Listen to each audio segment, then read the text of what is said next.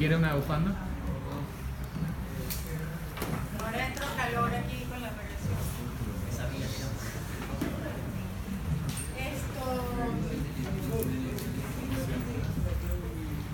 Bueno, gente, estamos terminando. Esto es ya...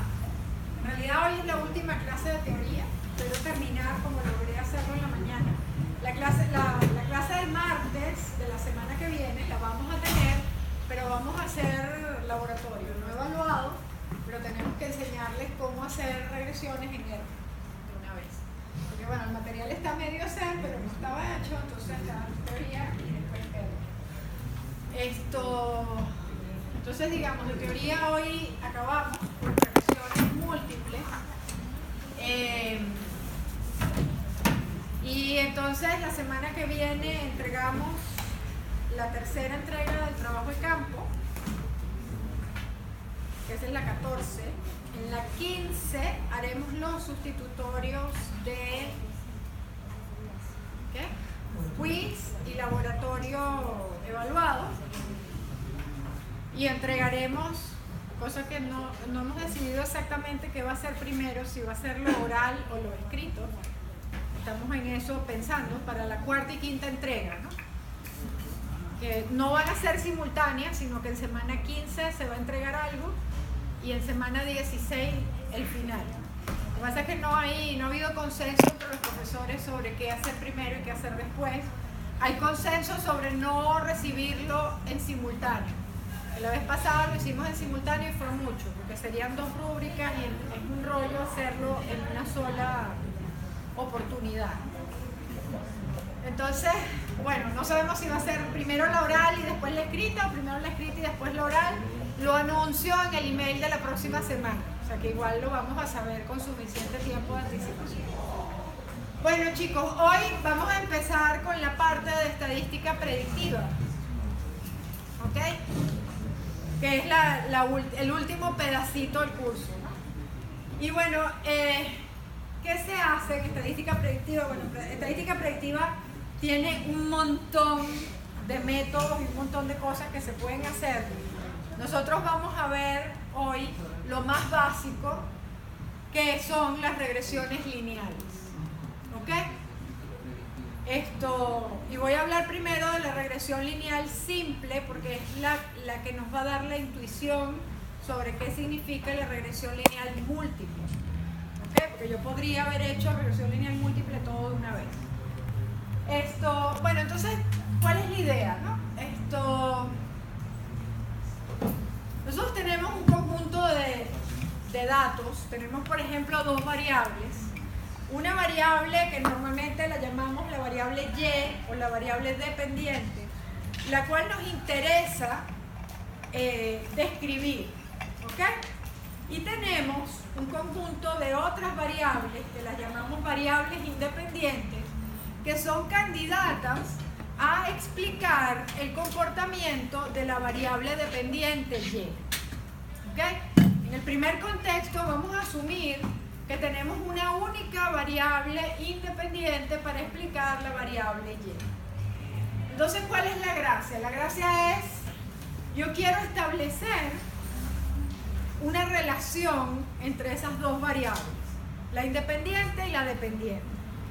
¿Con qué propósito? Bueno, este es un primer modelo que nosotros tendríamos para explicar la variable Y en términos de la variable X.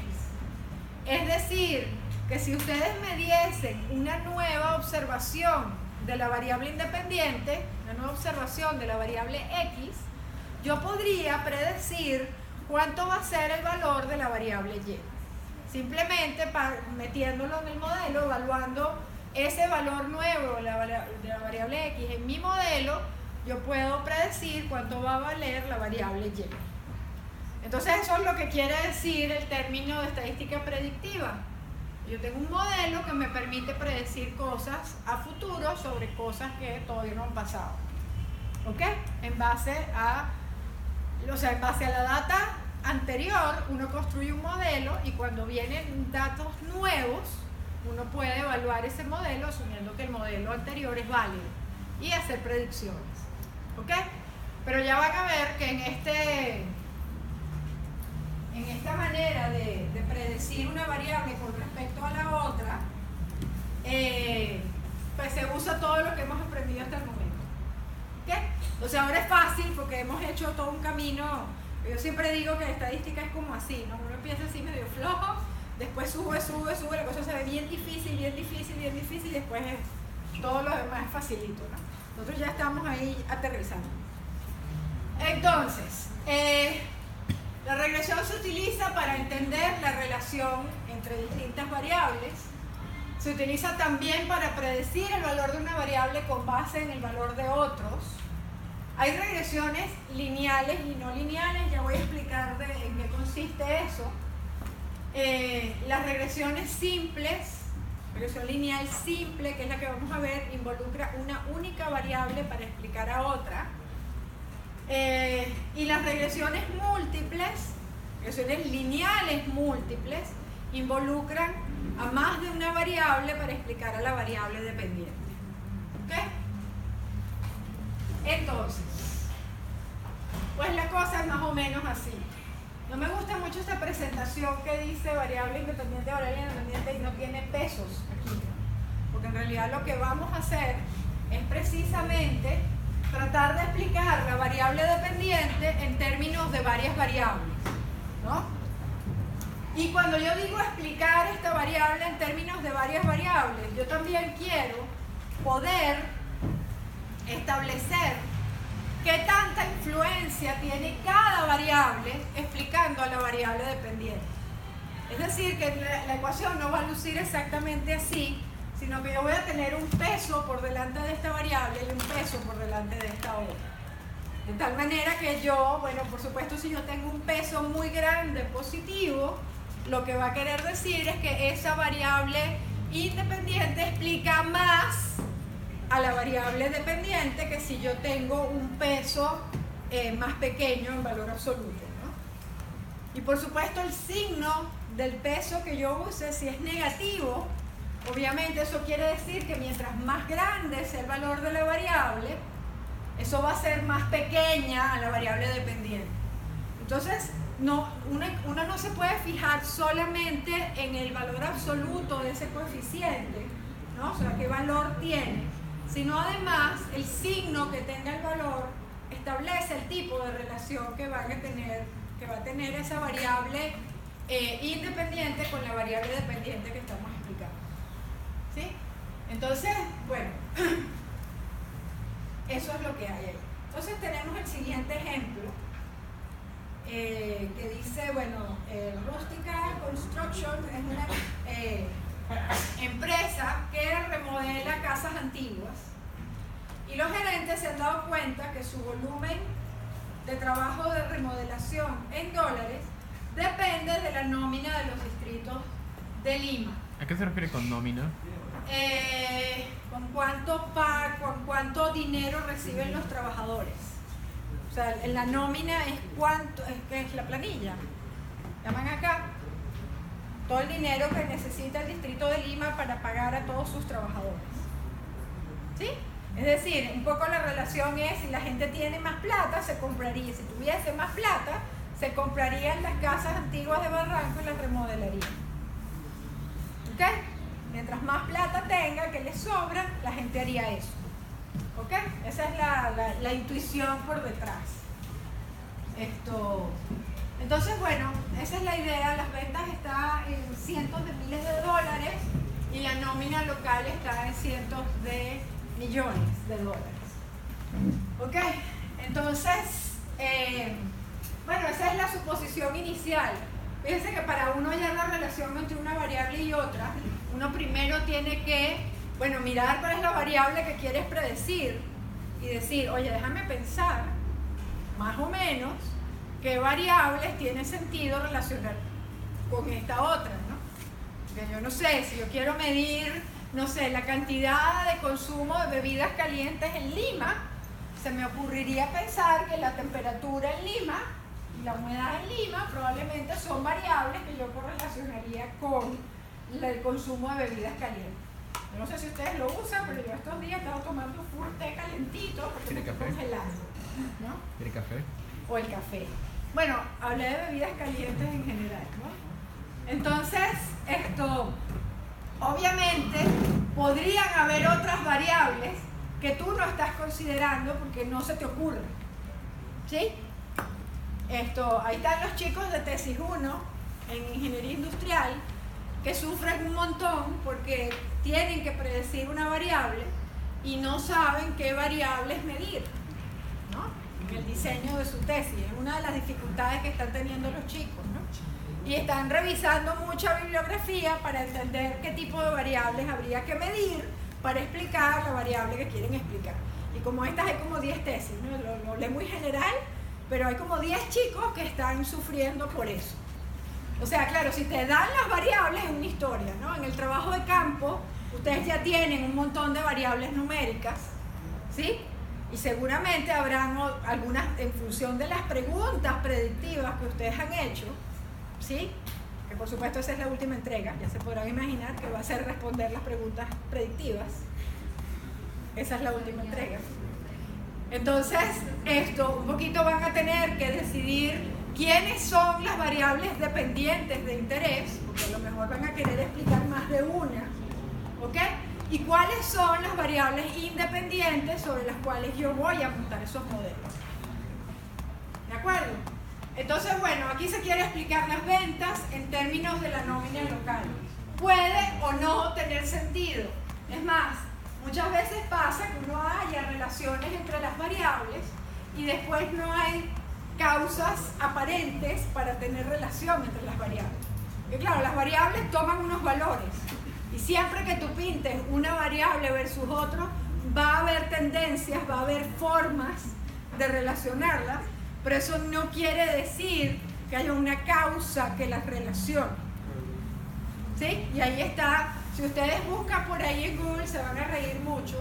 Si buscan correlación no implica causalidad, si buscan en inglés mejor todavía, porque son mucho más cómicos los ejemplos, verán un montón de ejemplos de variables que están supuestamente relacionadas, en donde obviamente no hay una causa que las relacione, ¿no? Son las variables más absurdas de todas. Algún día yo traeré algunos ejemplos en esta clase, pero nunca tengo tiempo para eso. Entonces pintamos los 6 daticos estos, que es un primer ejemplo y lo hago así porque me interesa poder hacer dibujitos sobre los puntos. Si tengo muchos puntos, eso ya no se entiende, ¿no? Si bien obviamente una muestra de tamaño 6 es seguramente muy poca, ¿ok? Por lo menos me sirve para explicar la noción que quiero describir, ¿no? Entonces, bueno, ahí están los puntos y yo podría pintar esa recta así a mano alzada, ¿no? Pinto 6 puntos y digo, bueno, ¿cuál sería un modelo que describa a esa cosa? Bueno, parece haber una tendencia lineal, creciente, en el sentido de que mientras más plata la gente recibe por su salario, probablemente habría una mayor probabilidad de que la gente decida remodelar una casa antigua. ¿Ok? Y entonces obviamente el volumen de ventas para esta compañía que se encarga de remodelar casas antiguas aumentaría. ¿Sí? Ok. Entonces, bueno, esta es una recta que yo lancé así a lo loco. Y entonces yo me pregunto, ¿no? Si a mí me dieran como un dato nuevo este valor de X, que es 2, oye, buenísimo, porque su imagen está clavada sobre la recta que me inventé, ¿no? Entonces esa imagen de ese valor de X sería exacto a su par Y, ¿no? Sin embargo, si a mí me dan este valor de X y yo lo meto en la recta, el valor que yo estoy prediciendo para este valor de X es este que está aquí arriba. O sea que claramente bien malo como estimador o sea, como predictor de la imagen de este punto. ¿Sí? Y bueno, hay otros puntos que están a menor distancia y por supuesto fíjense que si yo hago el estimador de esta altura como esto, menos el valor real de ese punto, ¿sí? De la altura de ese punto, pues tengo este error, que es un error probablemente por defecto, ¿no?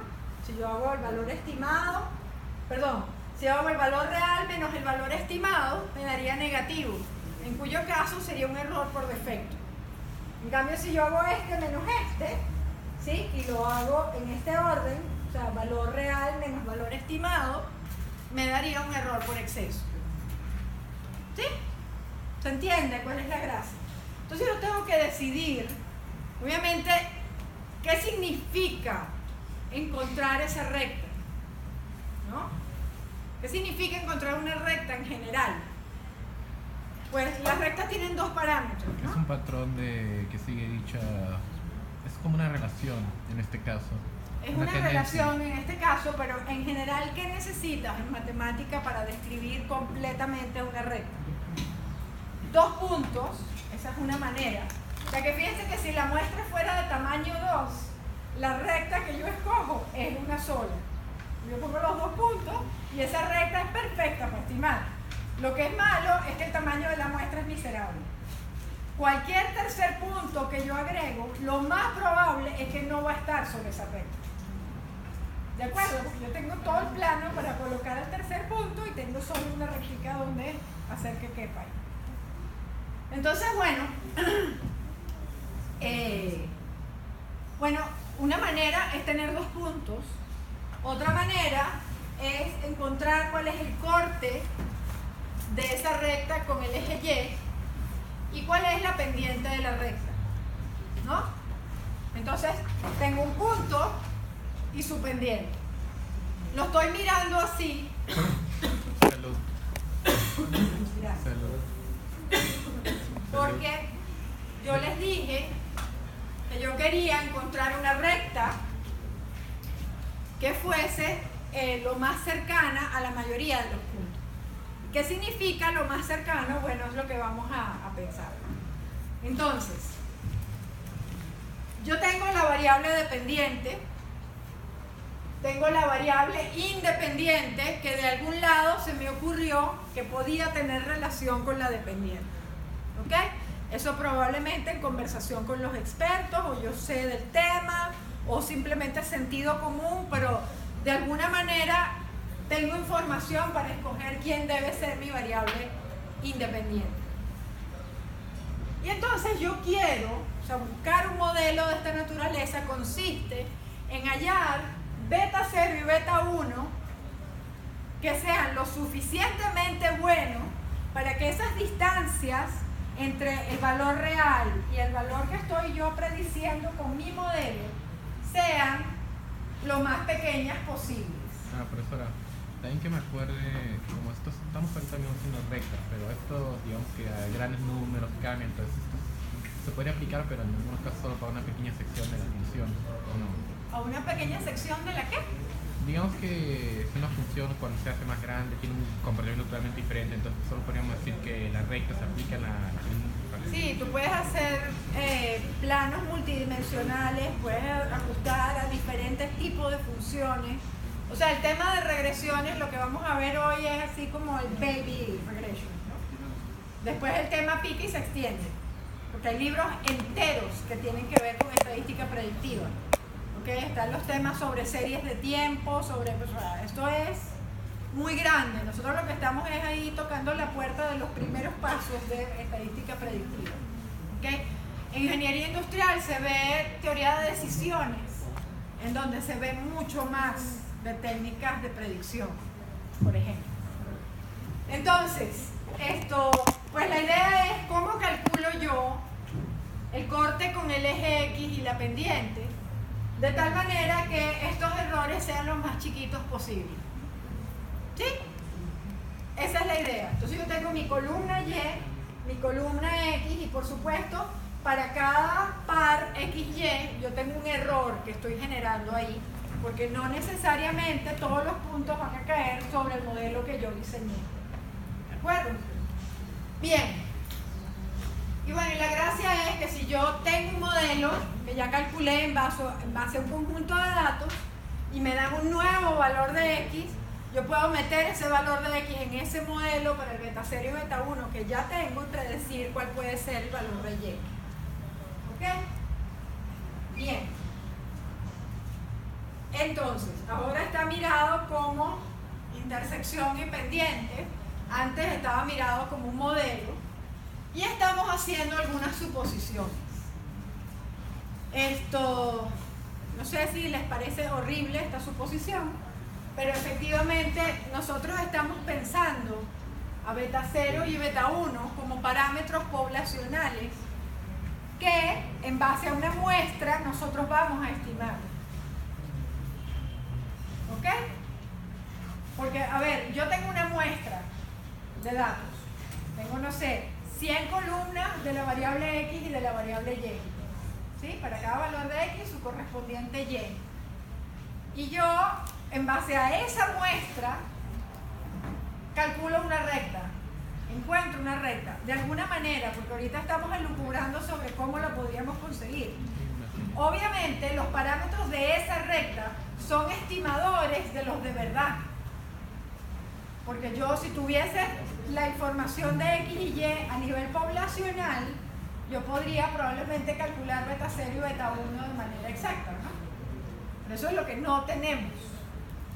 Entonces, nosotros vamos a asumir que el promedio de las Y vive sobre esa recta, ¿ok? Esa recta poblacional, ¿ok? Y que tiene una varianza fija sigma cuadrado, ¿ok? En la mayoría de los casos esa varianza va a ser desconocida y la vamos a tener que estimar en base a la muestra. Y los errores que se produzcan, porque para cada par va a haber un error, algunos de esos errores probablemente van a ser 0, otros van a ser positivos, otros van a ser negativos, pero como se los dije cuando les hablé de la distribución normal, le dije, es natural pensar que los errores tengan una distribución normal. Porque uno que quiere tener errores, o sea, errores cercanos a 0 con probabilidad alta y errores alejados de 0 con probabilidad chica. Y uno quiere darle la misma probabilidad a tener errores por exceso que tener errores por defecto. Entonces uno tiene exactamente la curva normal, simétrica alrededor de 0. Es lo que uno desearía tener como distribución de los errores. ¿Sí? O sea, no sé si me siguen, pero esos errores, digamos, una vez calculemos el modelo, yo puedo tener una columna de errores, tranquilamente. ¿Ok? Porque para cada observación Y, yo tengo el valor estimado de Y, y al tomar esa diferencia tendría quiénes son los épsilon, o sea que yo podría perfectamente dibujar un histograma de esos errores para ver qué comportamiento tienen, para ver si son simétricos alrededor del 0 o no. ¿Sí me siguen? Bueno, chévere. Entonces esa es una de las cosas que estamos asumiendo acá. Y pues bueno, ¿qué es regresión lineal simple? Bueno, regresión lineal simple es tratar de conseguir beta 0 y beta 1 que tenga esa forma. Voy a asumir que estoy cometiendo un error al estimar, como siempre, ¿ok? Y la idea es encontrar, en base a la muestra, estimadores para beta 0 y beta 1, que los vamos a llamar B0 y B1.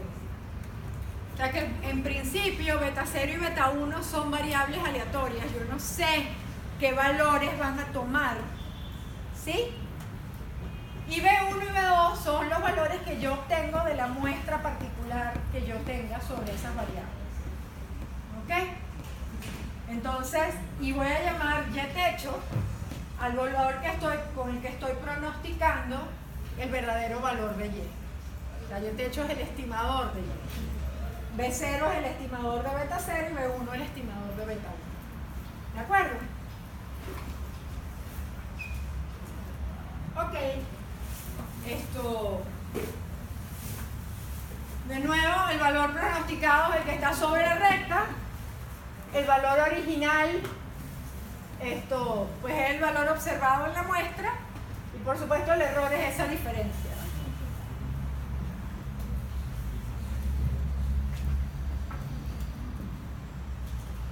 Bien.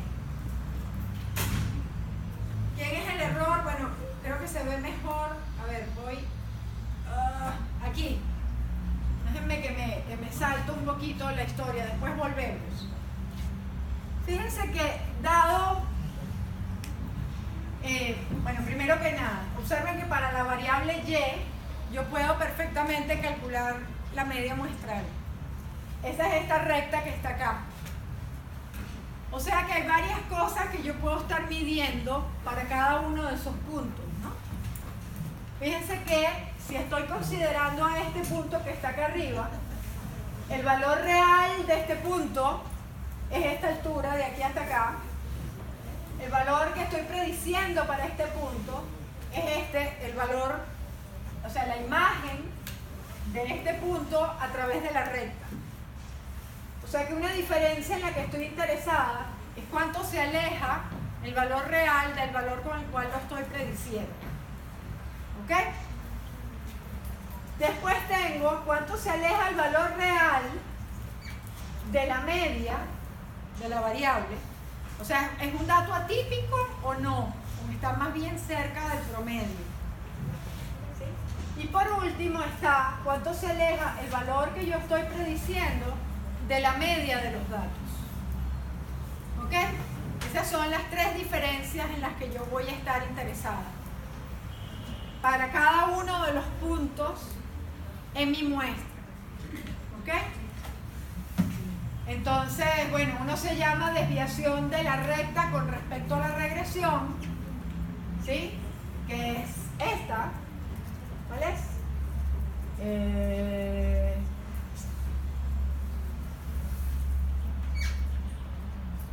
O sea, el valor de la muestra con respecto a la media, el valor de la muestra con respecto a la recta y el valor de la recta con respecto a la media.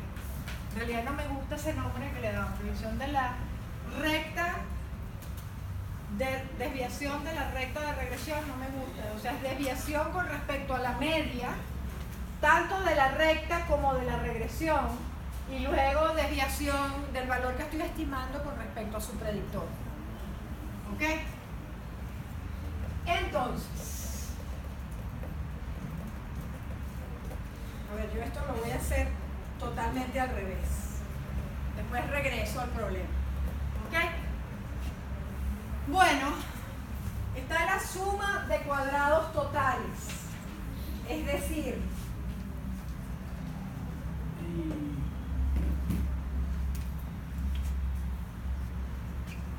yo tengo aquí mi recta y aquí está un punto cualquiera. Ese punto tiene una coordenada X y una coordenada Y que viene de la muestra, ¿sí? Y tiene, por supuesto, este valor aquí que va a ser Y techo, ¿sí? Que es el valor que estoy prediciendo para él. Entonces, la suma de los cuadrados totales ahí, la suma de los cuadrados totales es cuánto se aleja la Y original de su promedio. Esto se parece a la desviación estándar muestral, ¿sí? O sea, la suma de los cuadrados totales es la desviación estándar total multiplicada por n-1, ¿no? ¿En la qué? ¿Cómo? ¿La qué? La desviación estándar muestral no la calculábamos así, y lo que hacíamos era dividir por n-1 acá. Valor real menos el valor promedio. Valor real menos el valor promedio de la variable Y. ¿Ok? Y elevábamos al cuadrado, y entonces, bueno, era la varianza realmente, ¿no? No era la desviación estándar, porque la desviación estándar es la raíz cuadrada de eso. ¿Ok? Pero estamos mirando solo el numerador de la varianza. Es cuánto se aleja en promedio Y, o sea, la variable de su media. ¿Ok? O sea que si yo tenía el promedio por acá, si esto era Y barra, yo estoy mirando esta diferencia para cada uno de los puntos. ¿Ok? Y las estoy elevando al cuadrado, ¿por qué? Exacto, para darle la misma importancia a la diferencia del error, bien sea por exceso o por defecto. ¿Sí? Los voy a mirar como iguales. Después está la suma de cuadrados de los errores. Los errores son los errores que estoy cometiendo al estimar y con y techo. ¿Ok? Con la recta. Igualito estoy tomando esas diferencias elevadas al cuadrado y las estoy sumando todas. ¿Ok? Porque un poquito estoy intentando promediar todas esas diferencias. ¿Sí? Que por cierto, ese es el valor, aquí antes estaba el valor de esta suma de cuadrados para nuestro ejemplo, que daba 22.5, y aquí está para de los errores para nuestro ejemplo también, que ya está la diferencia calculada. Y aquí está la suma de cuadrados de la regresión, que es cuánto se aleja el valor de y que estoy usando como predictor de la media de los datos originales. ¿Ok? ¿Cuál era media y cuál era lo otro? La media es y barra siempre. Y y techo, siempre usamos los techos para los estimadores de cualquiera de los parámetros que hemos estado estimando, ¿no? ¿Ok? O sea, acá es los estimadores menos la media al cuadrado. Sí, o sea, tenemos la suma de cuadrados totales, que era la sumatoria de y menos y barra al cuadrado. Después tenemos la suma de cuadrados de los errores, que es, bueno, yo estoy estimando algo, o sea que estoy haciendo y menos y techo.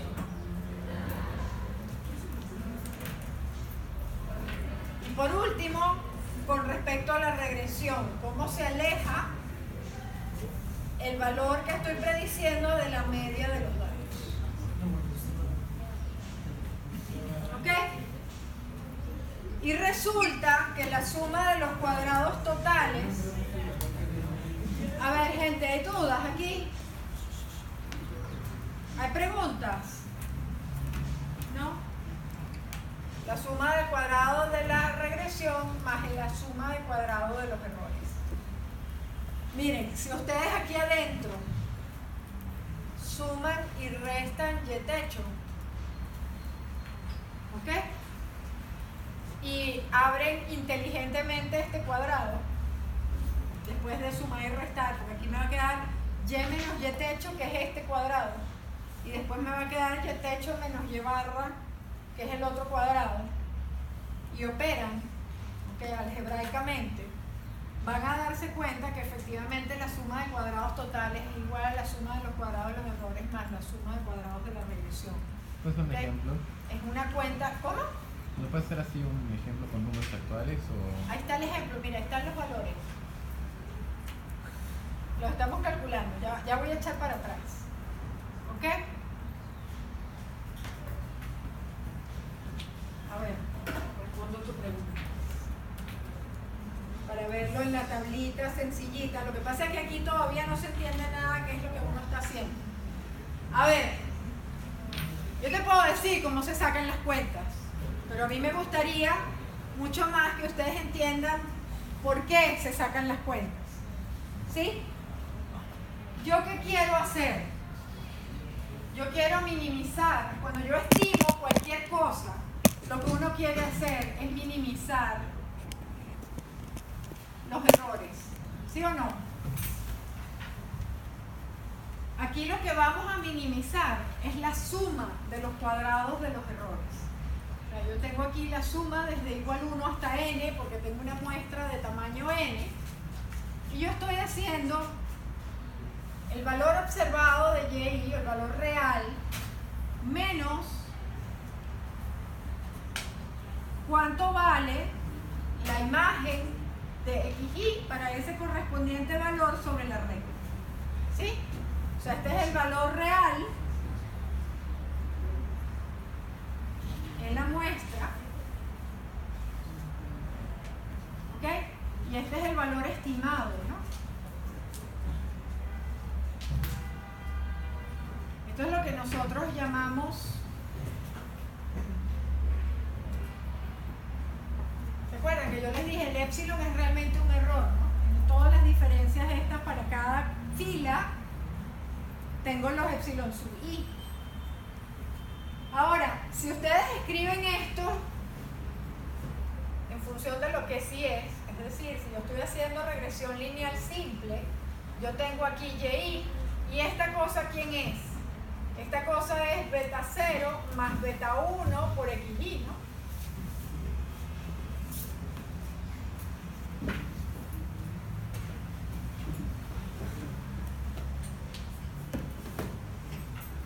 ¿Sí? Eso es lo que es y techo. Es lo que vale la imagen a través de la recta de la coordenada x del par x y y. Entonces esta cosa depende de beta 0 y beta 1. Y lo que hacemos para ya todas esas fórmulas que están ahí vomitadas sin ninguna explicación, ¿sí?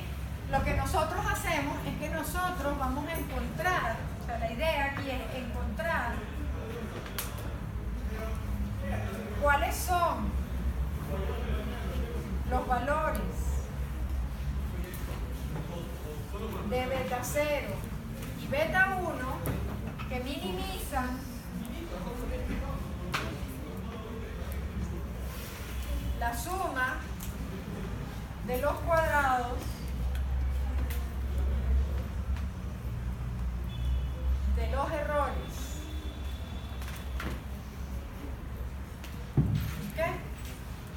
Esa es la gracia ahí.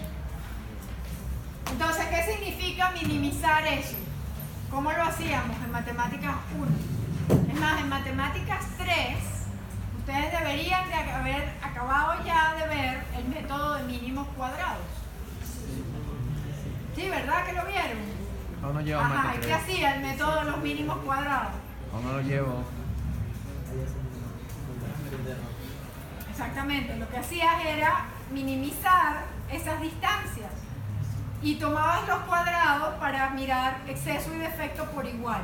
¿Okay? En realidad lo que querías hacer era convertir esta cosa en una diferencia que fuese positiva. ¿Okay? Alteramos las unidades en las cuales estamos midiendo esos errores, pero por otro lado, para minimizar una ecuación, nosotros ¿qué tenemos que hacer? Porque este tema yo se los he dicho varias veces, digo, he podido tomar valor absoluto, ¿no? En cambio lo elevé al cuadrado. Y ahora se ve por qué. Que para minimizar esta cosa yo tengo que derivarla. Primero con respecto a beta 0, después con respecto a beta 1, igualar a 0 y despejar. ¿Sí? Despejar cuál es el valor de beta 0 y beta 1 que hace que esa diferencia, esa suma de esas diferencias sea mínima. ¿Sí? Entonces por eso es que pongo el cuadrado, que me lo vuelve positivo, pero además es una función que yo sé derivar. ¿Okay? Que yo puedo derivar. Si yo pongo el valor absoluto, tengo el rollo ahí, no puedo minimizar esto tan fácilmente. ¿Sí? Dime. ¿El SCT qué es? ¿Qué significa? Es, bueno, míralo, dímelo tú. Mira la ecuación y dímelo tú. Cuéntame tú la historia. ¿Qué estás haciendo? Es la distancia de cuando está alejado un punto que está encima de la... O sea, tú tienes este punto que viene de tu muestra, ¿sí? Y tienes el promedio de esa variable y. Entonces estás viendo cuánto se aleja. O sea, estás mirando esta distancia, pero la estás mirando al cuadrado. Claro, este punto tiene coordenadas x, y, y, ¿no? Es uno de los puntos de la muestra. Y esta suma también, ¿no? Porque tú la estás mirando para cada uno de los puntos de la muestra, estás sumando sobre todos. ¿De acuerdo? Entonces esto es y y barra es uno solo para toda la variable, ¿no? Pero en y barra, o sea, ahí veo que la gráfica ya está aumentando, pero el y barra se mantiene. Es el promedio total de todos los datos. Es el promedio total de todos los datos, claro, es constante. Tú tienes tu columna de y y haces la sumatoria de los valores de y y divides por el número de filas que tienes. Es la media muestral de y. ¿Sí? Entonces, 6. ¿Cómo tiene número de valores en vez de número de Mira, puedes ganar 40% puntos extras. ¿Cuánto me van a quitar estas ventanitas ustedes que seguro saben que no se quitan? Cuando compre el Windows 10. ¿Cuando compre? Creo que eso aparece cuando estás con el Windows 10 gratis. ¿Ah, sí? Están anuncios. Ah, no sé, porque esta máquina a mí me la dieron. Entonces, fíjate, para responder tu pregunta, aquí tienes tu columna Y. Sumas todos esos datos y divides entre 6, eso te da Y barra. Obviamente hay una Y barra para todo Y. Después haces lo mismo en X, haces X menos su media y lo elevas al cuadrado, ¿sí? O sea, X menos 4, que la media da 4, porque es 24 entre 6, ¿no? Entonces haces 3 menos su media, 4 menos su media, 6 menos su media, 4 menos su media, 2 menos su media. Esta es la sumatoria de los cuadrados. Ahí tienes un ejemplo así tal cual, ¿no? Y tienes estas otras diferencias. Resulta que cuando uno deriva esa ecuación con respecto a beta 0 y con respecto a beta 1 igual a 0, bla, bla, bla, bla, demuestra que efectivamente lo que uno está consiguiendo es un mínimo y no un máximo. Resulta que las ecuaciones que te quedan como estimadores de beta 0 y beta 1 son esas cosas horrendas que están allí. Ya manché y quedó filmado. Ok. ¿Sabe Bien. que eso no se borra con alcohol? Sí, yo sé. Yo no sé si habrá limpiado esta pizarra. Tiene que tener cuidado porque hay otro ¿no? que es una marca bien bonita y el profesor, tú me traes el alcohol y tú lo limpias.